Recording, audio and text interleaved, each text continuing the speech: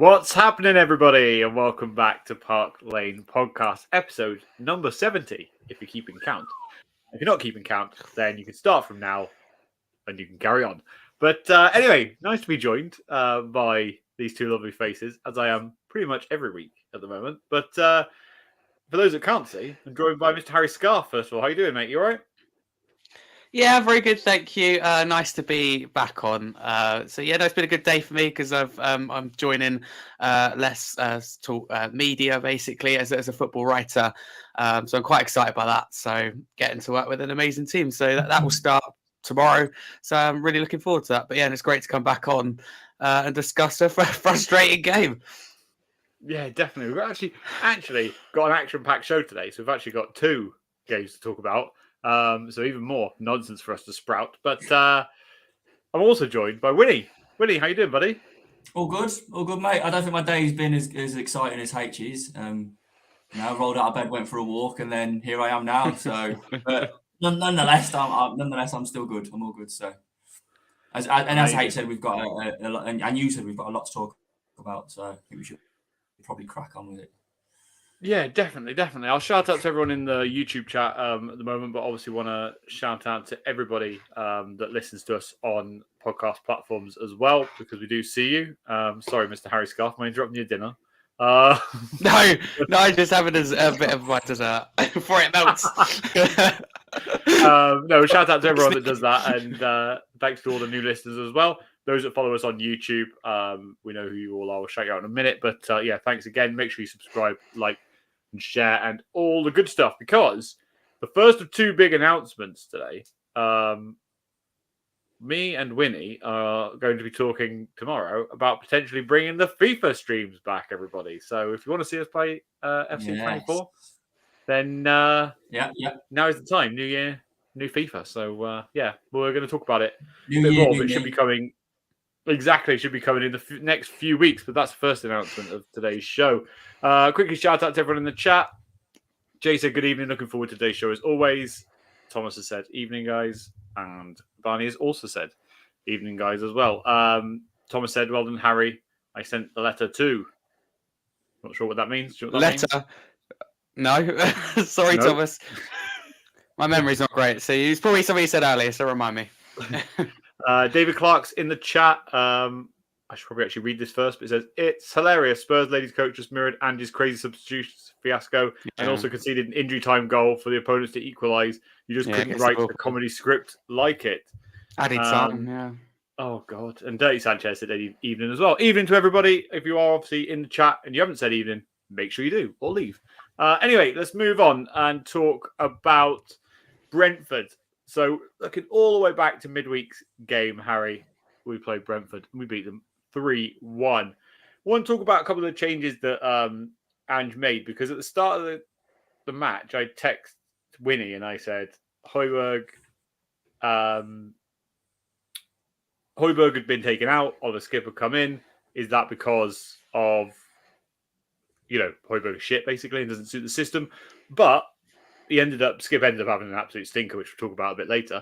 But what were your thoughts on that kind of rotation between Højbjerg and Skip? I don't think it's surprising, because we look at them both and go, certain games are suited to certain individuals. Like Everton, for example, is a more physical game. I'd rather Højbjerg in that. Brentford should be more ball on the floor, which I think Skip is more suited.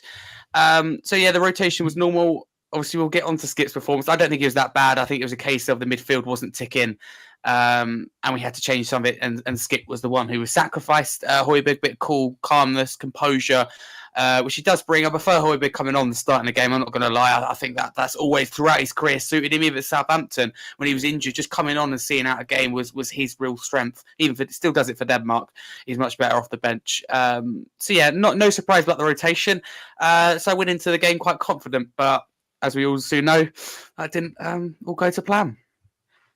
Yeah, definitely. And you are right, boys. I did get it wrong. 3-2 was the scoreline, but, we're going to let that one slide. But Johnny's back in the house, so big up to you, Johnny, and big up to Donna Cullen and whoever else is talking nonsense at the moment in our YouTube chat. But Winnie didn't get off to a good start, because 14 minutes in, Brentford went 1-0 up, where probably one of the worst strikers in Premier League history scored.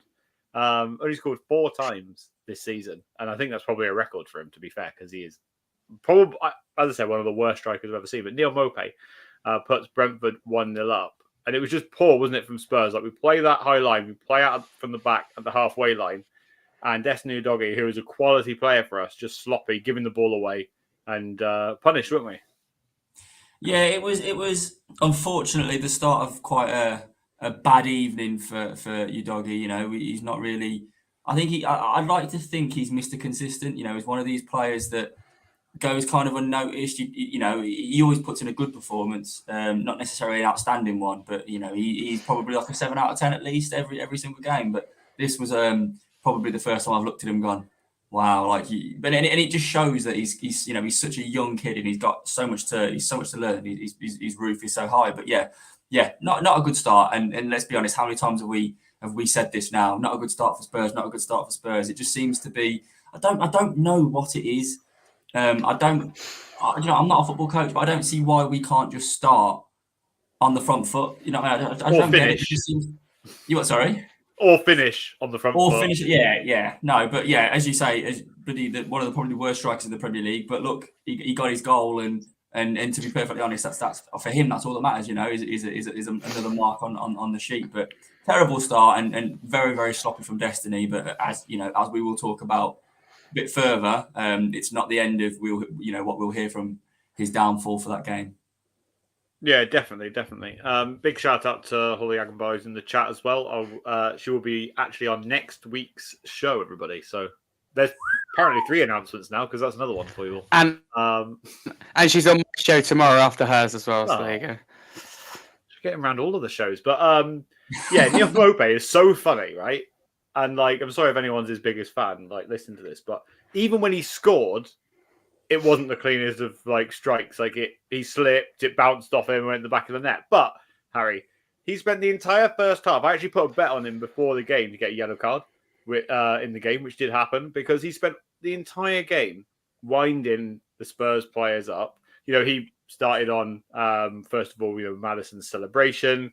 You know, he's then pushing Richarlison around. He was pushing Romero. It then ended up Bentancur, and that was the point in which he ended up with a yellow card. But what do you make of that style of sportsmanship?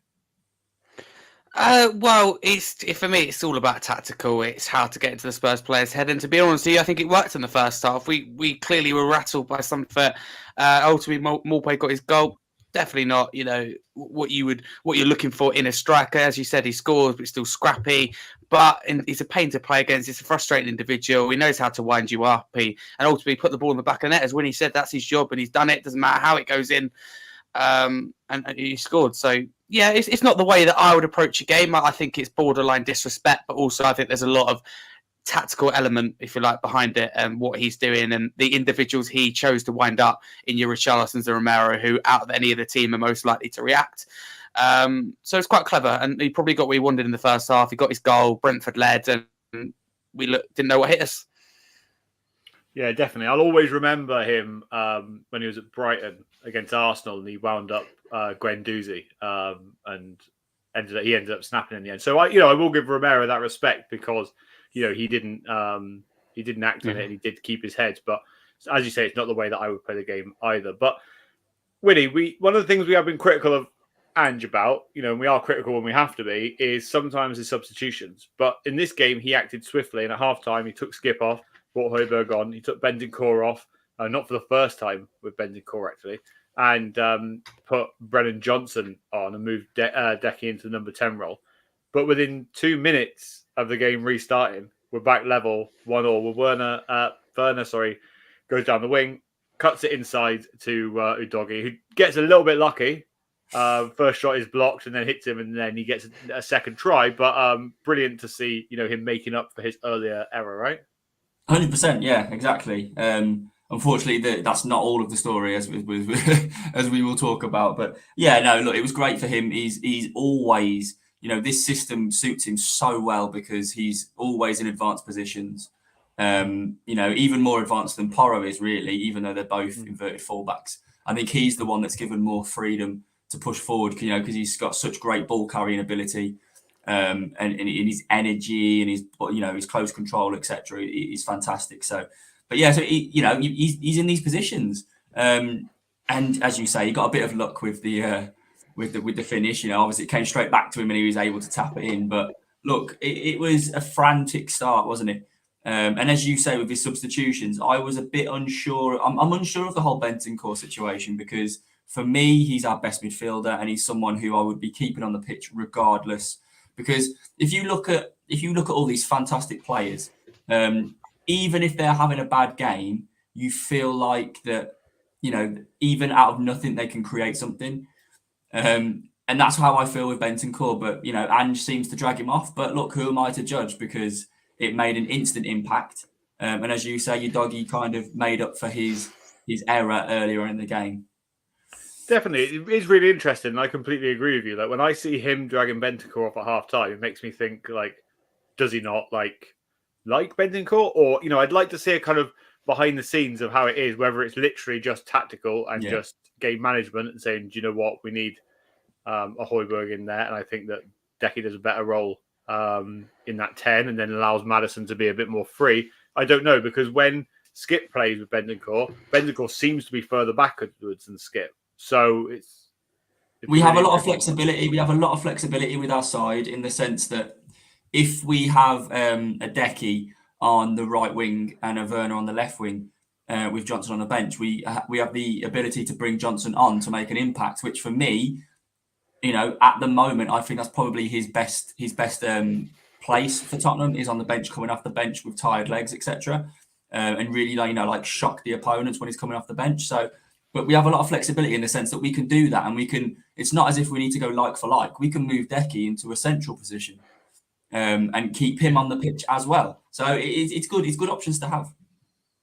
Yeah, 100%, mate, and that's a really good segue because literally a minute after we go 1-1, we go 2-1 up, and Werner again drives down the wing and just slots the ball perfectly. I thought Werner was going to shoot, but then he slotted it perfectly across the face of the goal. And as Winnie said, Brennan Johnson was there at the back post, and I for one was absolutely delighted for him to score because, as we talked about on this show, he's had some unwarranted stick, and I think that getting a goal will do him the world of good. It will. Listen, let's be clear. It was a perfect start to the half. And going back to what you kind of said about the substitutions, I was surprised but wasn't surprised. I expected to see Johnson on because that's when he says, I think he's an impact player, whether you like it or not. He was at Forest. I think it's just you get players. I think Werner and Simba as well. They're good at impacting games and often coming off the bench. So it didn't surprise me. Bentancur, I was surprised he came off, but ultimately for me, he was probably the worst player on the pitch in that first half. And that's unlike him. But coming back from injury as well, maybe there's a little bit of more than you thought about it. Skip, I thought was okay, but again, he had to be sacrificed to take that risk to be able to win the game. But Johnson, delighted for him. Werner as well. The questions already start with him, and that was a fantastic cross. The Werner at Chelsea or Leipzig would have shot, and it would have gone safely wide or into the keeper's arms. But he's clever, perfect cross, and Johnson, right place, right time. Credit for getting there, and when he gets there, he can't miss. So happy for Werner, happy for Johnson, happy for Ange because the questions already circulating at half time about the team selection, and silenced a lot of people. So that's quite nice. Good start to the half. Yeah, definitely, mate. And, I'd like to see stats in terms of, Werner's goal involvements, not necessarily assists and goals, but goal involvement. Involved in 2 or 3 now, isn't he? Because let's think about, I would say at least 4 this week in terms of like goal involvements. Now, I would class a goal involvement as of a progressive pass within 1 or 2 passes of the ball going in the back of the net. And I think that at least 2 the other night and probably a couple on yesterday. So I would say probably at least 4 goal involvements, not to mention he got before that. So it's assist against United as well. Exactly, yeah. It's looking good. There's quite a lot of comments in the chat, so I do want to speak to a couple of them. David and Jay, I will come back to you talking about Vicario because I think this is a really important topic that we will discuss, but we will discuss it after the Everton chat because I think it's important to do that after we've talked about the incident. But David did say, I love Ange's style of football, but please don't keep making statements about you won't change the way your team plays and then go and do the complete opposite by making negative substitutions. Winnie, I'll come to you with this one. What do you think about that? Do you think that Ange makes negative substitutions yet states that he won't change the way we play? Yeah, I guess so. I mean, the negative substitution thing is, I don't know. I mean, I'm not a football manager, so I don't know. Sometimes you can sit there and you can watch a game and you can go, "Oh my God, like we are crying out for a substitution here." And even, like we look at our bench, and if we've got, I don't even know, a Brian Hill or something, we're going, look, let's just chuck him on, let him run at the defence or something like that. Something just needs to change. But I don't feel like a lot of the time with Ange's subs, it's not like I'm sitting there screaming out for a sub. So I sometimes feel like he makes them for the sake of it. But again, who am I? Look, I'm still not going to sit here and criticise him because I don't think it's time just yet. We are still in a transitional period. I'm looking forward to when we have the likes of Bissouma and we have Sonny back, because we'll be making changes. But we could maybe potentially be making changes like Bissouma coming on for Bentancur or Skip, or I don't know, maybe Werner coming off the bench for Richarlison, etc. And we can maybe see a bit more of a positive impact. And I think the problem is that we've got Skip coming on for Bentancur. Brian Hill, I know I've just mentioned it as an example, but Brian Hill coming on for Werner, it's not really positive, and it's not really what they're not really going to change a game. So I will see what substitutions he starts making when he's got a fully fit squad. And I will judge him on that, I think. It's interesting, really, isn't it? And we'll move on in a second. But it's interesting that, you would class bringing on Højbjerg against Man City at half-time for Brian Hill a negative substitution. Yet with Brian Hill on the field, we scored once. With Højbjerg on the field, we scored twice. So actually, we scored more goals with what you might class as a negative substitution. There's a difference, though. Do you want me to explain?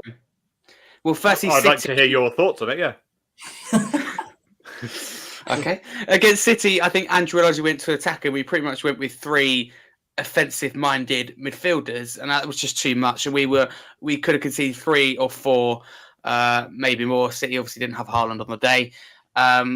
So we were in trouble. So Højbjerg had to come on for me, and that was just the right move. Gil, probably too physical for him.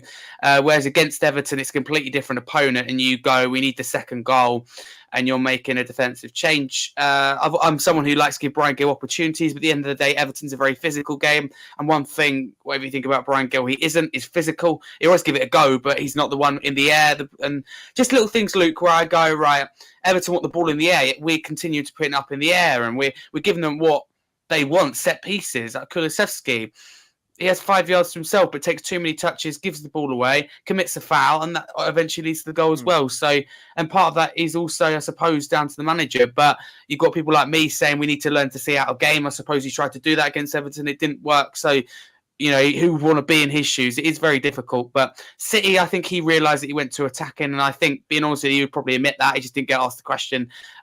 Looking back on it against Everton, maybe he would have gone with a different approach. But it's so easy to say after the game. Yeah, I get you, and I agree with what you're saying. But my point was that you would class Højbjerg for Hill as a negative substitution, but it didn't change the way that we played football because we were actually more offensive because we scored more goals. Do you get my point? Like I know, yeah. And I know we're talking about Everton more. I'm using that as like one example where that went well, but I get what you're saying about Everton. Like we will get onto that in a minute when we talk Everton. Those substitutions probably cost us that game. And we should have learned from when we played Everton earlier on in the season, where pretty much the same thing happened, but we got lucky and stayed in the game. But let's move on to the third goal, because Maddison has a shot, 55 minutes, sorry. So Maddison has a shot, which is blocked. And Richie's there to just slot it home.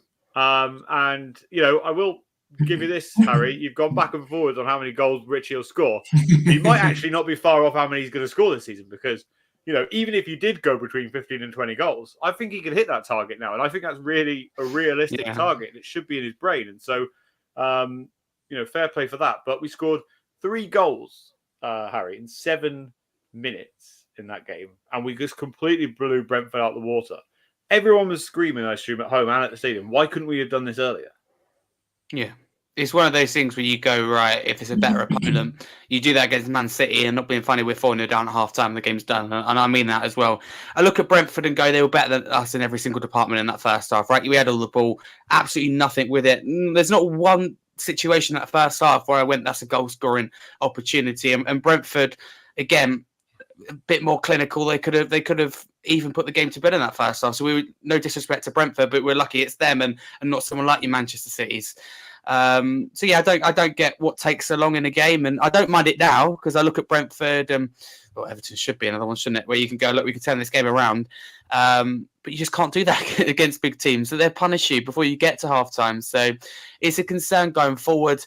But yeah, we're without 2 key players. I think you've got to remember that. So Brentford overall, I think the performance was disappointing, and also we get on to the ending. For me, that was as disappointing.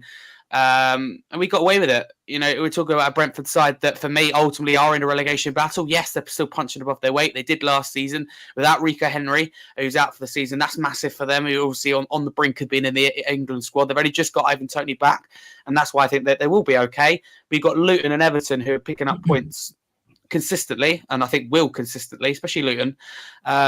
So Brentford need as many points as possible. We just, every opportunity where you thought the game's done, we allowed them back in it, and that is a concern for me. Yeah, definitely, because Winnie, we got ourselves 3-1 up. We're cruising in the game, and then Destiny Udogie, who's given away already 1 goal in the game, scores, and we think, oh, fair enough, he made up for it. He then makes the wildest back pass I've ever seen to Ivan Toney, who, fair play to him. We'll talk about Ivan Toney in a minute as well, but fair play to him. He took his chance and he slotted it pretty nicely in the back of the net. But what's Udogie thinking? Like, these are the things that turn us from a team that can win a Premier League into a team that may not even get top 4. I have no idea. That's the answer. I have no idea what he was thinking. I genuinely don't know. I'm assuming he didn't see Toney, but I don't know how he didn't see him because he was standing right there in front of him. So, look, we can, like I said before, he's a young player who we didn't expect to hit the ground running as he has done. We didn't expect him to come in and make such a huge impact because he has done. That's a fact. We expected him to come in and maybe do a little bit here, and we didn't even. I don't suppose we even expected him to come in and start. To be perfectly honest, we thought, I certainly thought he'd maybe come in and maybe not be ready up to scratch for the Premier League, so he'd probably be on the bench, make a couple of appearances. So, but look, it was a terrible evening for him. We've already touched on that. He scored, obviously, made up for it a little bit, but it's just these little moments that we seem to switch off. That's what's letting us down at the moment. We don't seem to give away good goals. We don't. I wouldn't mind if someone put one in from the top corner from 30 yards or whatever.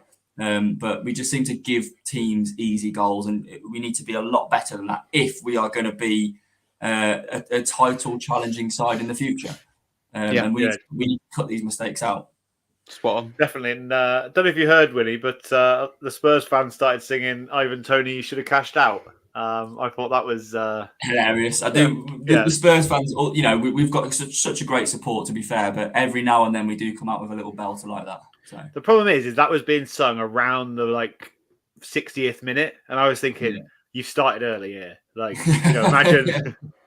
And for him to score after as well. Yeah, Brentford come back. Yeah, fair enough. Tony did score, but I mean, imagine singing that and then we go and draw 3-3 or lose the game. It's you have to kind of pick your moments. But then, Vicario did what Vicario does. Harry and wound Ivan Toney up at the end of the game, and he's quite good at that, isn't he? It's happened a few times now where he kind of, winds the opposition up at moments, after the game, once it's done, once we've won. But what do you think about the way he acts sometimes, Vicario? Couldn't care less, really. As long as it's done before and after the game, I just want to win the game, and we've done that. So you can do what I don't care what the players do. It's like Man United had a lot of issues. I don't care what you do outside of football as long as you give 100% while you're on the pitch. And he does that, and he deserved the right. He had a, generally speaking, good game. So yeah, I don't mind that, but I don't like it when you do it against Palace. Was it Palace? There's one game he'd done it during the game. I can't remember what game it was. There's one player, it was a striker as well. It'll come back to me. But then later in it, he just puts himself in trouble because that striker's even more determined to score. So he needs to be careful. It's like Richarlison, Romero. We have a lot of that kind of, well, that's saying the word that I want to say, characters in the dressing room that they love an argument. They love a debate. And I like all of that. I like that competitive bit, but it's got to be done sensibly after the game, which it was. So, but I'm more focused on winning the game, which we did. So. Hey, I think the scenario you're thinking of, I think it was against Newcastle with Callum Wilson, wasn't it? Oh, Callum Wilson, yeah, it was Callum Wilson. Yeah, I thought it was after the game, wasn't it? Or was it during? No, it was during. Yeah, it was during. Was it? But every time Callum Wilson got the ball, he looked sharp and an energised player. So it did worry me at one point. So he needs to be careful.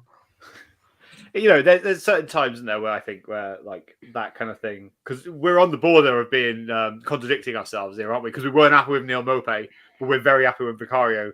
Does it? It's yeah, that's the bias, isn't it? Really? Yeah, definitely, 100%. But look, we won the game, and happy days. Moving on to yesterday's game against Everton, and Winnie said at the start of the show, we always say, why do we start games poorly? Well, we didn't start games poorly because in 4 minutes, we went 1-0 up.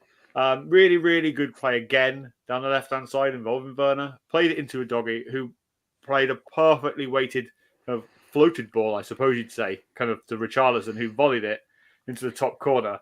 And, what do you make, when you talk about this goal, Winnie, what do you make of Richarlison not celebrating still against Everton? Look, I'm all for it. I like respecting football. He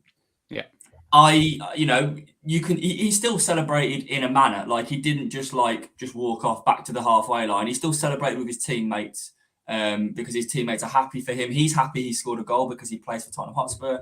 But yeah, no, I'm all about respecting football. But I'm sure there'll come a time if he's still at Tottenham in 5 years, maybe, I don't know, he'll score against Everton and he might celebrate. I don't know. But as you say, it was a frantic start again. We started well for a change, as opposed to us being on the back foot. And this is what I mean. Why don't we do it more often? But as you say, Udogie and Werner heavily involved again. And it was good to see Udogie get such an involvement, such an early stage of the game after having a bit of a stinker in week. And I'm sure he would have been grateful for that as well. A great finish again from Richarlison, who I'm happy to say that you could be right, mate. We could be wrong. We said he'd have an absolute stinker, and he wouldn't reach anywhere near the goals that he has so far. But whatever, I've said it before I think I've said it on here, I said it on Holly's show as well. Whoever this surgeon is, I need to get his number because he's completely transformed Richarlison into this incredible striker. And you know what? Like little things, like not just his finishing, because he's had a couple of good finishes for Spurs prior to his surgery, but I mean, everything just seems to have dramatically improved. His hold-up play is incredible now. Yeah. Whereas before, the ball would come into his feet and it would bounce off like a fucking trampoline. So at the minute now, the ball's coming into him, he's holding it up and he's bringing other players into play. So look, I'm all aboard the Richarlison train at the minute. Definitely. And, I for one, have been very critical of Richarlison this season. I've said he has the worst touch of any Brazilian footballer that has ever lived. Yeah. And I still think there have been times, like I remember the Everton games, obviously that was only yesterday, but there are still times where, touch is too heavy. But, it's like me when I look at Højbjerg and I think every time he plays the ball backwards or makes a mistake, I recognize it, right? Because that's the thing that I don't like about the player. So I think maybe, that's something that I happen to focus on, but I have been trying to focus on his good parts as well. I thought that yesterday's finishing was sensational. And you are right, Winnie, like ever since he's had this surgery, his hold-up play has been brilliant because the way that we play with our fast wingers as well, if he can get the ball and hold it up, similar to kind of what Harry Kane used to do for us, I think, he could be a real good player. So, I was going to say, I think we have been spoiled, obviously, with Harry Kane because I don't think I've ever seen Harry Kane fail to get a ball under control. Genuinely, I don't think I've ever seen him misplace a first touch. So I think we have been very, very spoilt by it. And it's what we expect now. We expect the striker to drop in and hold the ball up and lay it off. But look, Richarlison is starting to do that now. So all good. Definitely. And Harry, 31 minutes in, Spurs can't hold on to a lead, and the score ends up being 1-1. I want to talk about a few different points in this. I want to first of all get both of your opinions on the goal, because for those who didn't see it, the corner, Everton had a few corners before this, but the corner that he scored from, the ball came in. Vicario doesn't deal with the ball, just like against Manchester City, and Dominic Calvert-Lewin should get the goal, but he heads it against Jack Harrison, who ends up getting awarded for the goal. But I want to talk about a few people's comments in the chat, first of all, and what they thought of the game, of the goal, sorry. So David Clark said earlier, I'm not going for this BS from Spurs fans blaming Vicario for getting bullied. Sorry, senior pros and our other coaching staff have totally failed in both games to put a central defender in to disrupt them from doing it. And 100%. Jay simply said, I think Vicario needs to toughen up.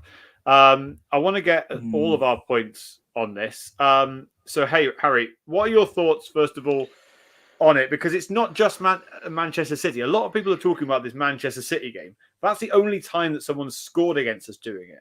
But I've seen the teams put players on Vicario pretty much ever since the second or third game of the season, because they knew he was a young goalkeeper. They knew he was new to the Premier League and they wanted to disrupt him. This is just the first time that it's ever kind of happened in a goal twice in quite short succession. So what are your thoughts on it? Yeah, first, it's very simple. But before I get into that, what I will say about Vicario is I didn't necessarily know him at all. I'm not going to claim that when we signed him, but I'd done some basic research and I looked up his weakness, because I think we can go a lot of strength and the YouTube shorts and that kind of thing you see. But one of his weaknesses was crosses and be able to deal with it, whether to punch or catch. So I think that's something that's quickly identified by managers and Premier League teams. Firstly, for the goal, I blame three people, and that it's not the officials, and it's not Everton, it's not Targarski or Harrison, whoever done it. Firstly, Vicario has to be stronger. For me, that's the least important, but Vicario has to be stronger. Look at Man City, for example. He's already decided to punch instead of catch. That's on him, putting himself in trouble, and his weakness has ultimately been found out through fault of his own. Secondly, it's down to Ange and his coaching staff to go, look, okay, this is something that's going to happen for the rest of the season. I believe it's going to happen pretty much every game. And communicate to the players, give Vicario advice, be able to sort the problem. Or, that is the job of a manager, to deal with little things like that. Set plays are a huge part, whether you play attacking or defensive football. Pep Guardiola will tell you, right? It's not the way they play, but the amount of goals they score for set pieces that saves them points over the years, which leads to titles and trophies. Honestly, it's huge. And firstly, and most importantly, professional footballers. The amount they paid, it just needs half a brain cell to go, right, I'm going to stand in front of Targarski, I'm going to stand in front of Harrison. If I'm on that pitch and my goalkeeper is being pushed around, I deal with that player. I'm blocking him and I'm deal with it. And if Vicario can't get to it, I'm getting rid of it. I'm making sure my head's there first or my foot's there first. Or I'm clearing the ball. So it's a bit of responsibility, really, from everyone involved in the club. And Manchester City happens, right? Vicario's poor. It's a mistake. We move on. We get knocked out because of it. It's really frustrating, but we learn. But Brentford tried to do the same. You would have thought we'd learn. No. Then it takes Everton to score. We just don't learn. And that's the thing, Luke. It's happened 3 times now, and 2 resulted in a goal. For us to be sitting here going, do you know what, something should be done about it? I don't know. For me, after that Man City game, I would have addressed it straight away. So it's poor from the players on the pitch, but absolutely not a foul for me, because Premier League made it clear this year that goalkeepers aren't going to get that protection. And I get what people mean in terms of consistency, but Manchester City, there's minimal contact, and Vicario had already decided to punch, so that's definitely not a foul. Everton, there was one on Targarski earlier, which didn't lead to anything that for me was a foul, but this one, you look back on it, it's soft goalkeeping. So it's poor from Vicario, but when you know it's his weakness, you've got players and the manager have got to take responsibility. However, I was on Spurs Kings TV, which is now called, yesterday with Marlon and Justin, and Marlon was telling me how Vicario's weakness can't be improved on. Absolute rubbish. Take responsibility in your own time. Work on catching. It's been a weakness throughout his career. Harry Kane, when he went on loan to several clubs, your Millwalls, your Leicesters, your Norwiches, there would have been a weakness there somewhere.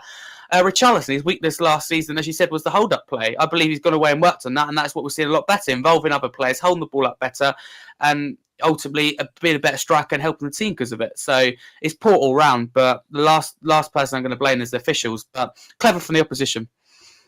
Yeah, Willie, I'll come to you in a second, but I want to kind of get some points across first because I feel like it gives us a better balance in this argument. Because I want to talk about, I don't want to discuss keepers getting any kind of special treatment or anything like that. Like this isn't going to be any discussion about that. But what I do want to discuss is an attacking player's deliberate action to not try and play the ball.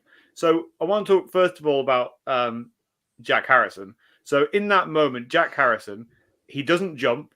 He doesn't try and play the ball. He backs into Vicario. Now, you can argue Vicario needs to either throw him out the way, push him out the way, right? He needs to play fire with fire if that's the way it's going to be. I completely agree with you, Harry. You need to put Romero on there or somebody to back into him himself, and push him away from the goalkeeper even. If he's going to back into the goalkeeper and that's allowed, why is Romero not allowed to back into Jack Harrison and push him away? Because I believe he's probably stronger. My annoyance is inconsistency on decisions like that. The most clear one that everyone throws around is, the Man City and Liverpool one, which was disallowed for a pretty exact reason. But the same thing happened in the City game as well. Vicario was backed into. The player didn't try and jump and play the ball, and therefore he has a lesser, I don't want to say a lesser advantage, right?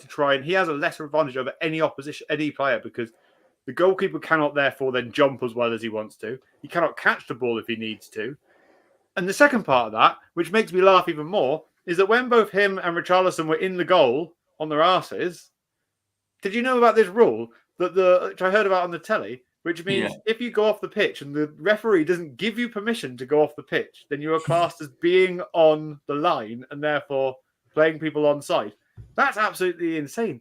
Vicario and Richarlison walk off the pitch. They fell into the goal. How can that then be classed as they won't give them permission for? Oh, it's honestly incredible. But anyway, I've had my rant and I've got that out of the way. But I want to come to you when you talk about. Yeah, a little bit. Yeah, I want to hear your thoughts on the whole thing. So we talked about the Man City one, and I disagreed with you, Luke, and said that I didn't think it was a foul. I didn't think their player had any real impact on Vicario at that time. The bustling and hustling and bustling was before the ball was kicked, which doesn't have an impact on him at the time of the ball reaching Vicario. But this one is bullshit. As you said, Harrison, at all times, before the ball was in play, whilst the ball was in play, whilst Vicario was trying to get the ball, he was still backing in. You can't do that. I know people say he needs to be stronger. It doesn't matter. His job is to catch the ball. And if he's being impeded in catching the ball, you can challenge him. That's fine and try and put him off. But you can't physically move him you can't physically barge him out the way because that's a foul. It's a foul anywhere else on the pitch, not just involving goalkeepers. If two players come together, you've seen it before when two players come together off the ball, or if someone's, before the ball's got there, someone tries to barge someone out the way to get there, it's a foul because they've made an attempt to do something without the ball being there. So again, it's the inconsistencies.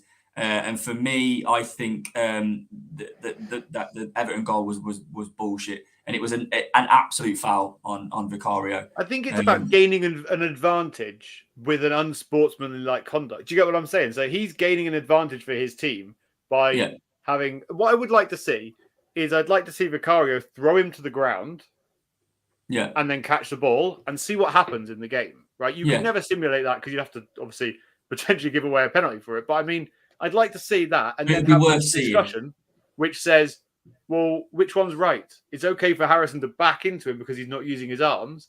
But if Vicario throws him out of the way while he's doing that, then the other thing is that he could do is while he's backing into him, why doesn't he just spin around, move out of the way?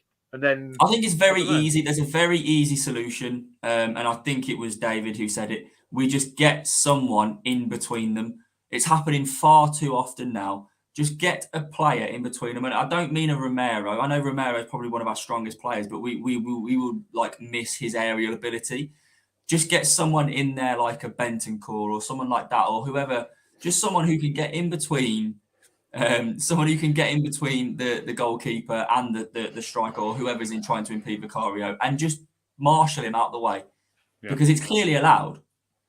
We they've set a precedent now. It's allowed. So surely a player can get in between and barge out the way and give Vicario that little bit of room to catch it. Because I've never, before these incidents have happened, I haven't once looked at Vicario and questioned his, ability to catch a ball from the air. It's not something that I've looked and gone, oh, that's a weakness. Like, when Lloris first started, it was like, oh my God, like this guy can't catch a cold.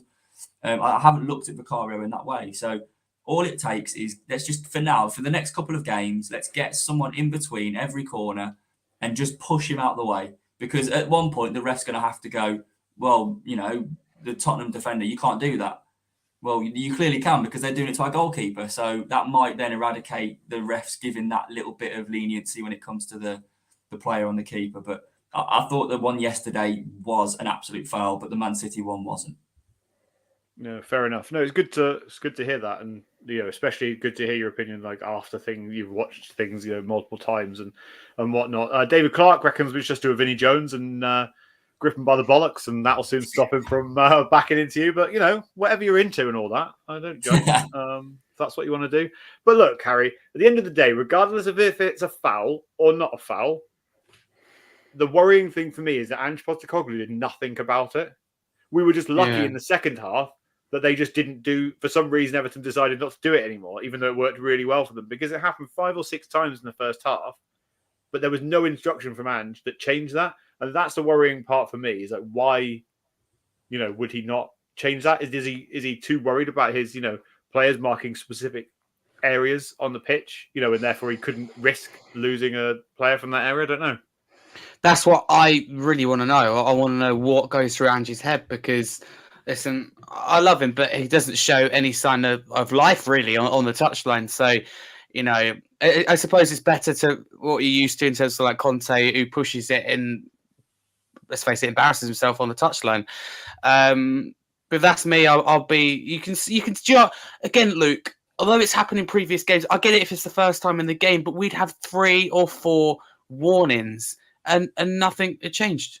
And that is, for me, ultimately the frustrating thing. So we need to learn for it Saturday against Brighton, and we need to put players to protect Vicario. Vicario needs to be stronger, because in the second half, yes, there was no pressure from Everton players, but he was still stronger. You could see with his approach, he was more commanding, whereas he was too worried about gaining the referee's attention for when we saw the goal. He wasn't actually focusing on what he's meant to be doing. Because I still believe that he can tower over Harrison. But again, would it be given as a penalty? It's just the consistency we're after. Because one earlier on in the season where Alisson gets the foul, and again, there's minimal contact. I don't want to see goalkeepers get that protection anywhere, but it's just a consistency. And I want to be reassured, as you both said, that if Vicario takes him out, that will it be a penalty or not? We just don't know. We can't take that risk. So the rules need to be clear.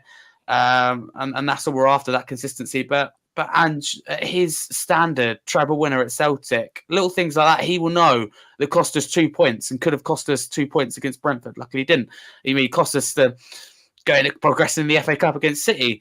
Little things like that stop you from, as you said, stop you from getting top 4 or stop you becoming title challengers. Because we get 2 more points this weekend, we're in a really healthy position, with Liverpool also dropping points. Not saying we're going to win the title or anything, but in terms of top 4, we're in a healthy position.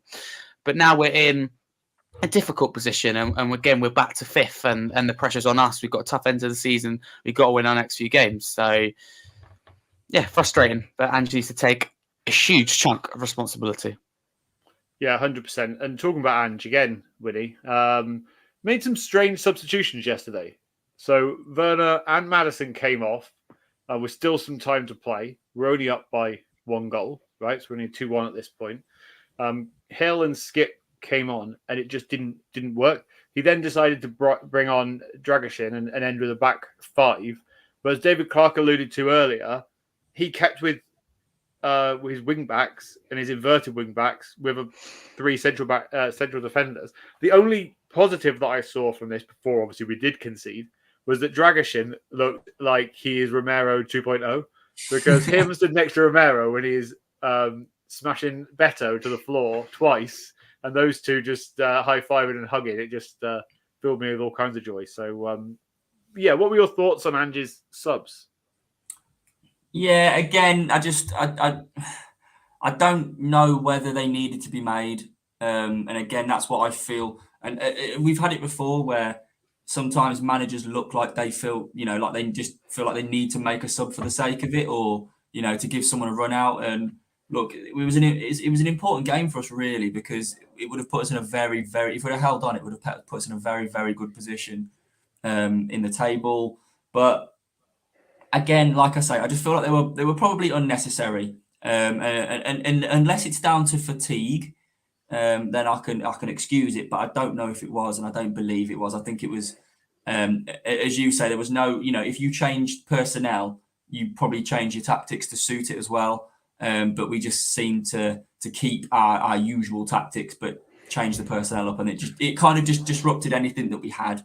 And I think that's the problem with substitutions is, regardless, even if they're like for like, that player who comes onto the pitch, regardless if it's 70, 80 minutes into a game, they're not going to be up to scratch, physically, mentally, as everyone else is, because they've been playing, running around for 70 minutes. So I do question that. I feel like sometimes he makes a sub for the sake of it, and hopefully that changes. But as I say, I mean, if we're going to do that in the future with our fully fit squad, it might be a Basuma coming off to try and impact the game differently. So again, when we have a fully fit squad, I'll judge his substitutions at that point. But they were, I can't no denying it. They were definitely strange. Definitely, and even Dragoshin, it felt like he's the last twice he's brought him on. It's felt like he's brought him on, created a back five, just to give him some minutes. Yeah, but wants to leave his normal. It's like going to a back five doesn't seem like an Ange thing to do late on. Do you get what I mean? But yet he did it to kind of like just give him a few minutes and warm his legs a little bit, like why he brought Brian Hill on. Let him have a little run and keep him a little bit fresh. But surely he's not as naive as that. Surely that's a bit tongue in cheek. But do you get what I mean? Like it just seems all a bit odd. But anyway, Harry, we go and Decky goes and gives away a free kick in the 93rd minute. Done. Spurs play a high line. Fair enough. But this is where I think Vicario needs to do better. And I will be critical of Vicario because 93rd minute, he has to recognise the danger and come out and clear the ball, or at least try and attempt to get the ball from Braithwaite. I can't remember the exact name. Braithwaite, yeah. The ball comes off as the free kick comes off Romero, and he heads in at the back post. But what are your thoughts on that whole situation at the end? Because it's really frustrating that we go from going in a week where we get 6 points, which would be massive, to a week where we only get 4. I'm fuming. I was fuming then, and I'm fuming now because, listen, I'm captain of my school team. I'll be fuming if we defended that. They wouldn't be spoken to for the rest of the week because that is basic stuff. You're in stoppage time. You see out the game. You set pieces, the most basic thing at football that come up, whether you're a small team, I don't know, big team, it always come up, how to defend them and how to score them. But defending them is always the most important. Keeping the ball out the back of your net gives you a fighting chance. And we just don't do that. It is honestly shocking. From Kulusevski, a professional football. Listen, I love him, but he's frustrating. He always has been as well. He carries the ball too long, doesn't pass, gives away silly free kicks. We lose the ball. He's too slow. He's a good player, but he frustrates me out of anyone in that Spurs team. And that just represents that, right? He gets the ball given to him, space to turn. And there's players in behind. Johnson's I believe was one of them. But anyway, there's players in behind. You just got, for me, you absolutely smash it. Or do you play the pass? He does neither. He takes one too many touches, loses the ball. That's bad enough, right? But you think, okay, we've got a back five behind him. It's going to be all right. So what does he decide to do? Give away a foul outside the box. What are we good at? Defending set pieces. And against someone like Everton, who are a physical team and love set pieces, you give them a set piece. So from Kulusevski, that's the type of thing where you go, I wish you could strip a player's wage, because it's honestly the basics. It's like playing in the FA Cup, you're playing Marine, right? And it's 0-0 towards the end, but we're going to give them a corner.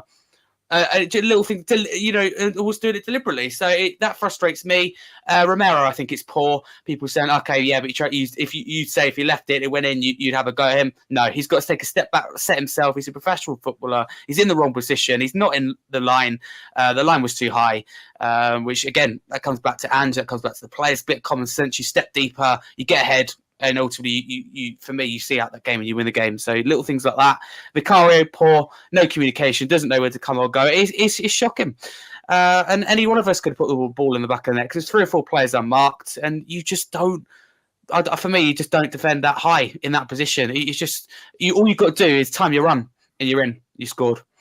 So fuming. Yeah, and Winnie, as the eternal optimist that I am, it's not the end of the world, right? Spurs finished the weekend in 5th. You know, a lot of people before the season started said 7th, 8th, 9th, and lower. You know, some of us strong people like myself said 5th. So, I'll keep banging that drum until I can. But look, we're sitting 5th. Top 4 is still a real possibility this season. And so, we did get 4 points this week out of 2 games, which you can't really be too annoyed at. It's just there's little tweaks that we need to make just to keep the consistency up, isn't there? Mate, I saw one of the Tottenham football accounts on Twitter. And oh God. No. And I think they was it Harry Scarf? Yeah. That's to me. Some dodgy account anyway. No, I'm joking. I can't remember who it was, but they obviously screenshot our last 3 Premier League games.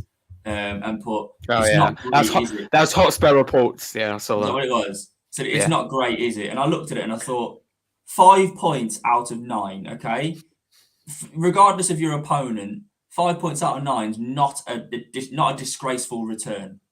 Yeah, there's no losses in there. Bear in mind. Okay, we've gone away to Old Trafford, which United aren't the force they used to be. I'm well aware of that, but Old Trafford is still a tough place to go. Yep. Regardless of what situation they're in. So, and we managed to come away with that with a draw. Yes, we talk about the Brentford game. It could have been different, but it wasn't. We managed to see out a 3-2 win. And again, Goodison Park is another. I know they are in the relegation zone, but they're in a relegation zone because of their 10-point deduction. I know that that they're still not they're not great this season, and they are a team that can be got at, and you can beat them. But regardless of that, you add those 10 points on there higher up the table, and they're not in the relegation zone. And Goodison Park is another tough place to go.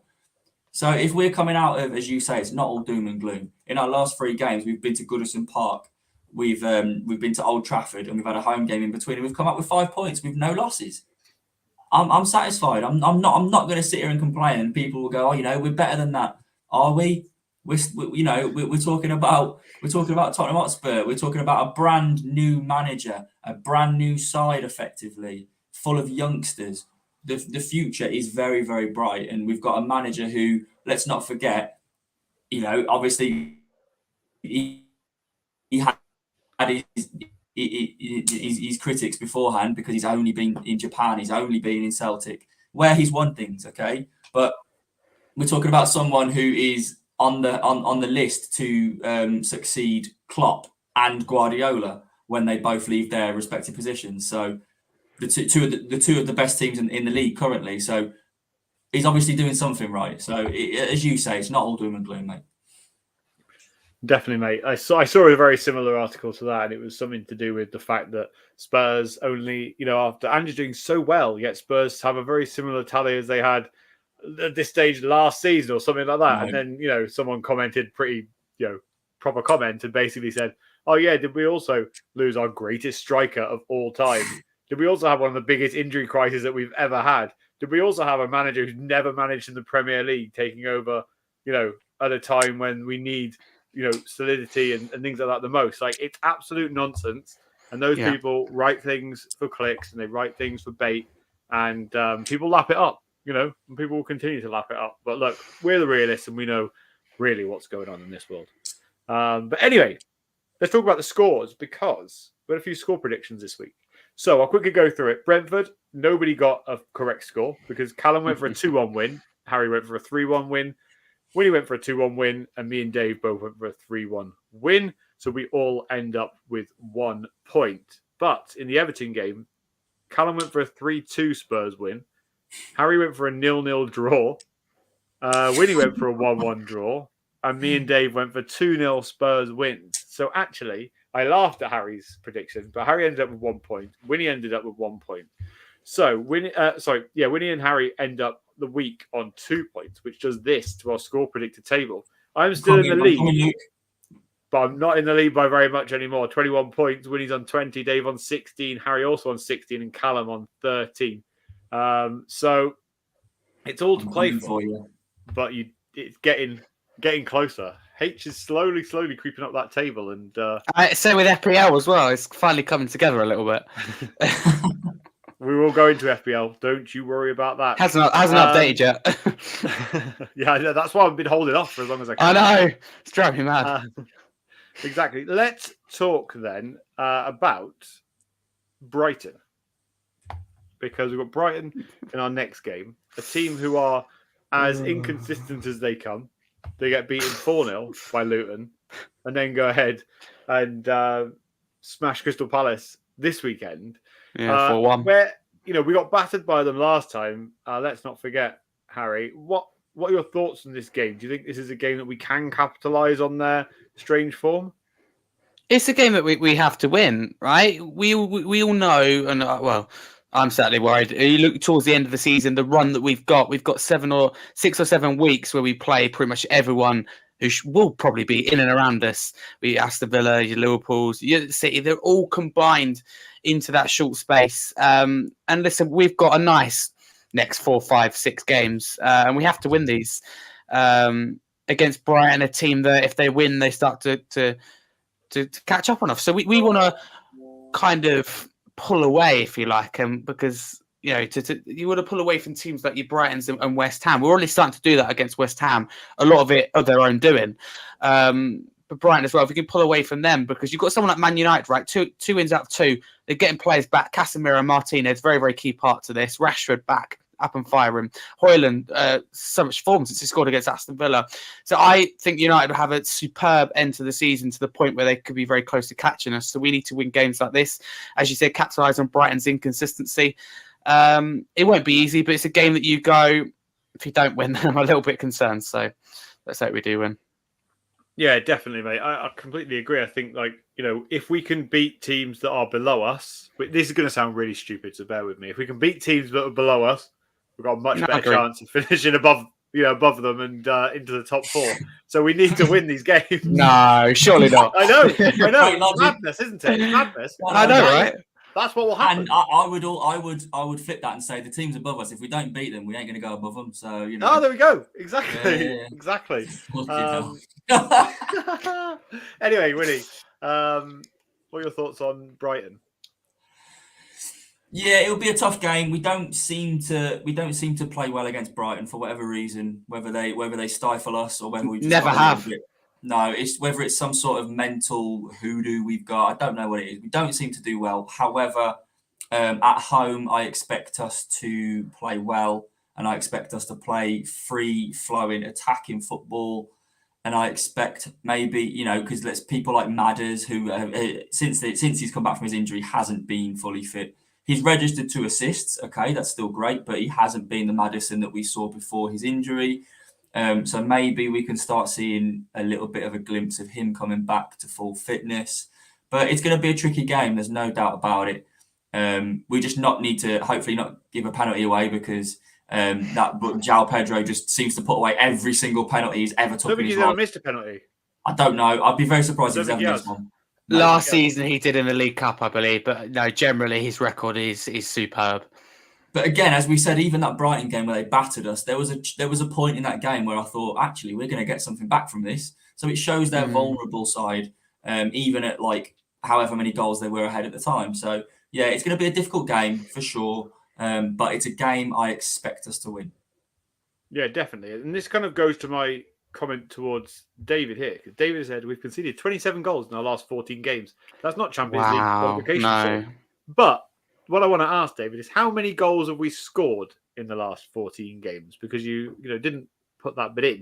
If you can tell me how many goals we've scored, because if we scored more goals, then I would suggest that is Champions League qualification form. Because at the end of the day, The number that matters most is the number of points you get at the end. But that's kind of leads me to talk about Brighton, because as you both sort of alluded to, I believe that Brighton can be got at. But if we step back and don't attack them, they will pick us apart and they will beat us, because De Zerbi is a very, very good coach. And the assist from Welbeck yesterday was absolutely sensational. And this is a player who's got to be in his 40s by now, man. He's so old. It's absolutely unbelievable. But what a player. And, if we do the opposite of that, like Luton did, and we attack them and we push them like we did late on against them, we can get goals. We may concede a couple of goals. Yeah, we said this at the start of the season. This will happen under Ange Postecoglou. We will concede goals, but it's about how many goals we score. And I think that'll be the real difference maker come next weekend, and we talk about the scores, which kind of leads us to our score predictions. So I hope you all have your score predictions ready. Yeah. And by popular demand, we will be back with star player. So get your star players ready. Winnie, what score are you going for? I just said go to H first. I don't know. All right, go on, Harry. I don't mind going first. I'm ready. I was been deciding all show between two, and that is 3-1 or 3-2, because there's goals in it to Tottenham. And I'm going to go 3-1 Spurs. João Pedro will open the scoring, and we'll come back again. I think we need another halftime team talk. I think we'll be really strong in the second half. 3-1 Spurs. You've stolen my score prediction. The thing is, right? I was so close to saying 3-2 because I could see I don't want to go dunk scoring as well, because I need my points. This is what I'm thinking about now. I'm thinking about how I can try and get back in the lead. And it's a long shot to predict a 5-goal thriller, isn't it? Part of me wants to, though. Still. You know what? 2-1 Spurs. 2-1. Okay. I'm going to go safe. Winnie, what are you going for? I was going to go 2-1 Spurs. That's why I always let you go before me, so I can just copy you from now on. Then you can. Let's face it, we're not keeping a clean sheet. You know what? I'm going to go 3-2 Spurs. Maybe I just baited you into that. You wait for 3-2 now. Yeah, probably. Yeah, probably. So, Johnny, who was sad that he missed out on score predictions last week, well, that's your own fault for not tuning in. He said 3-3 for me. Brighton is a havoc team. Can't predict. Measly 2-2 for this one. David Clark has gone, do you know what? I'll take your 3-2 and I'll fucking bring you a 4-2. So 4-2 Spurs he's gone for. It's going to be goals. Has gone for 2-1 Spurs. Brighton will give you a good game, but Spurs being at home, think you're being okay. Definitely is goals. So if you're a betting person, definitely get on those goals betting. But only bet what you can afford, people. Winnie, who's your star player going to be? Winnie. Maddison. I thought you'd just got into a mute then. Maddison. I will go for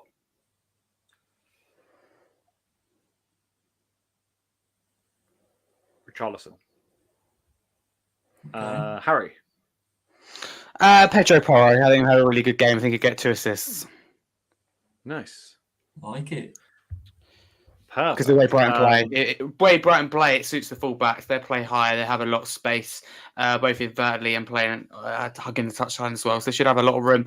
Should be assists from at least one of our fullbacks. Perfect. Well, we'll definitely update you all with Dave and Callum's predictions as and when they come in over the course of the week. Stay tuned to our Twitter and you'll get to see everyone's scores the day of the match. Let's quickly talk about FPL. As we say, it hasn't updated yet, so we're going on yesterday's scores. Look, do you know what? I'll be honest, I haven't checked the FPL app for about 4 weeks. I don't even know what's going on. You've done well. Have I? Yeah. You've done well. You've done well. So Dave is no longer at the top of the league as of yesterday. Shan Mohit with Eric 10 Sagaloo is top of the league. Wow. With 1,275 points. Dave is in second with 1,261 points. So quite a few points. But Luke, can I just say Shan's let himself down though, because they've got Dan Burn in there who's obviously got -1. Saka was on the bench who got 9 points. So that could be massive for Dave, because that's 10 points lost. Yeah, 100%. Winnie is in sixth with 1,230 points. I stay ninth with 1,182 points. Harry Scarf is on 1,118 points. And Callum Stubbs is on 971 points. He actually got 8 points on Saturday compared to the person who's above him who got 68 points. So, look, Thomas is still bottom, unfortunately, Thomas, but you are slowly. But again, though, you go through Callum's team, right? Livramento, Lascelles, Ramsdale, Mitchell, Son, Chemet for Everton. Never heard of him. He did come on. He's got Saka and João Pedro on the bench, who got 9 and 8 points respectively. Amazing. Yeah, Thomas is about 600 points away from Callum, so it will take a long time, Thomas, for you to get there. But I still appreciate you you coming in and being involved. But yeah, we'll update next week with exactly where we all sit. But will Dave get to the back of the top of the league? If he doesn't, then we can all spam him in the chat. Right. So last thing I want to talk about before we go. So we already spoke at the start of the show. FIFA streams will be back. Hopefully, we're looking at the following week if we can.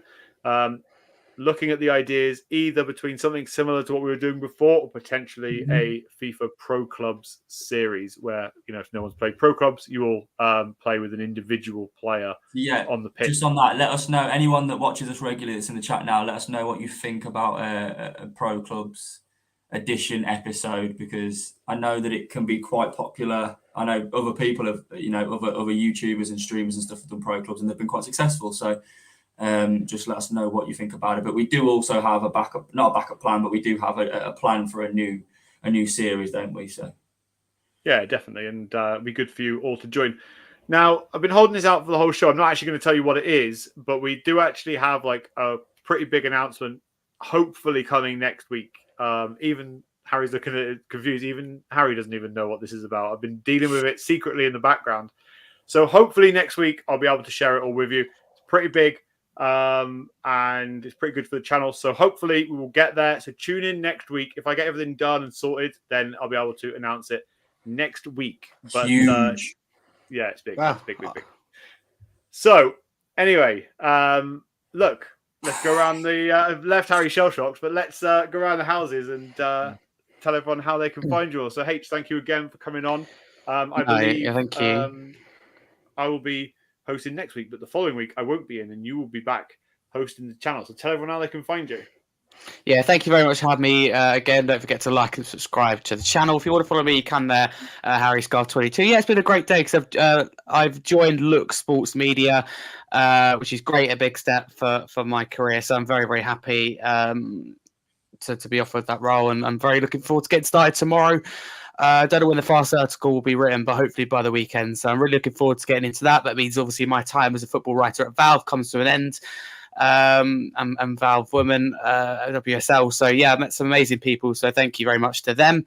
If you want to as well subscribe to my channel, Scarfy Spurs, please do. Very busy January, over 130 pieces of individual content. So it was a nice busy month. So it's a pleasure to deliver daily content for you.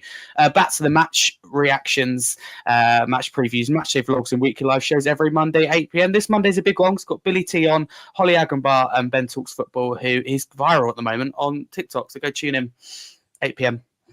Amazing, brilliant. Yeah, definitely go tune in to Harry's show tomorrow night. Just before we go on to Winnie, forgot to obviously mention, which I did earlier, we will be joined by Holly Agenbar next week on the show, along with the regulars that come on this show. So tune in to her and hear what she's got to say about the Brighton match. But Winnie, how can everyone find you? Winnie 1991 on Twitter. Follow me if you want, but it'd be pretty boring. So I'd probably recommend not doing it. The